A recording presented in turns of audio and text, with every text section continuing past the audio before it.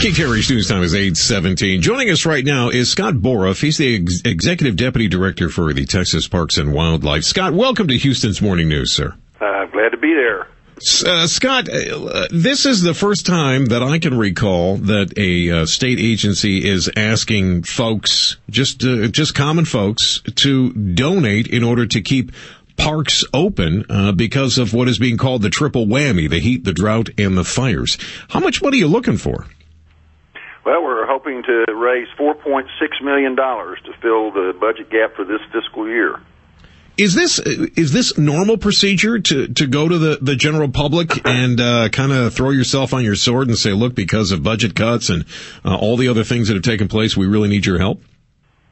Well, Matt, this is the first time Texas Parks and Wildlife has done this in certainly recent history, and we have experienced really an extraordinary year in terms of the heat and the drought and the fires that have devastated many of our parks. So, no, this is not normal procedure, and no, we have not experienced this before. It's something new for us.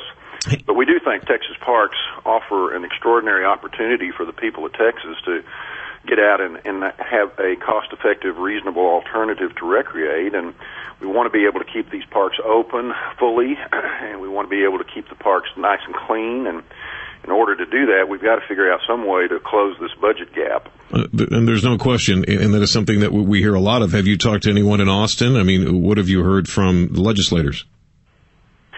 Well, we've certainly let the legislature know we're going to reach out with this fundraising effort. And in fact, part of the $4.6 million that we hope to raise is predicated on a program that the legislature approved for Texas Parks and Wildlife. And that is the opportunity, beginning January the 1st, for Texans that go to renew their vehicle registration to be able to donate $5 or more. So that's a program which was contemplated and envisioned by the legislature back during the legislative session that gives us an opportunity to raise additional funds. So, yes, they have been aware of it and have at least given us that tool to try to help fill this budget gap. You know, Scott, there's no question that the Texas Parks and Wildlife are certainly a jewel in the crown of this state, just one of many, but certainly a jewel.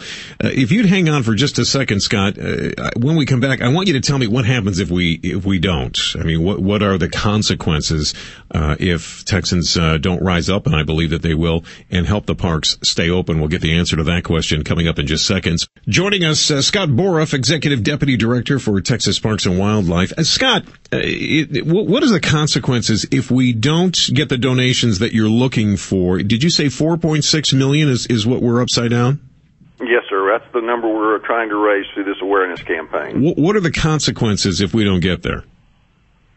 Well, Matt, the consequences won't be that dissimilar than any organization looking at serious revenue shortfalls.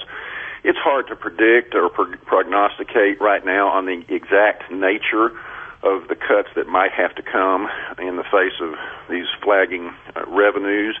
But we're like any other organization. Those would be primarily operationally based.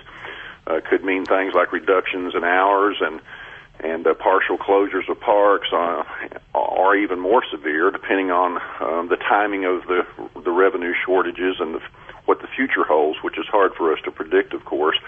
A lot of these shortfalls are based on the drought, and we've been lucky in the last week or two here to have a little rain around Texas, so we're hopeful that the drought doesn't persist. But if it does persist and those revenues and visitations continue to flag, the picture could get even worse.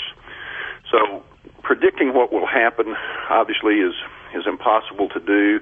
We're just trying to get out in front of this known shortage at this point and find a solution before things could get possibly worse. Scott Boruff, Executive Deputy Director of the Texas Parks and Wildlife, joining us. All right, Scott, you had mentioned being able to possibly give $5 when you renew your driver's license in Texas. What other ways can people contribute to the parks if they want to right now? Well, right now they can get on our website. We have a very visible link on our website where folks can go in and make a year-end tax-deductible donation. And, of course, if they want to do it after the first of the year, it's also tax-deductible for next year. So that's a direct way they can help. probably the most important way, Matt, is for people to get out into the Texas state parks. It's cooler now. There is a little water. Many of the burn bans around the state have been lifted because of the recent rain, so you can have a campfire. It's a nice time to have holiday gatherings and family outings.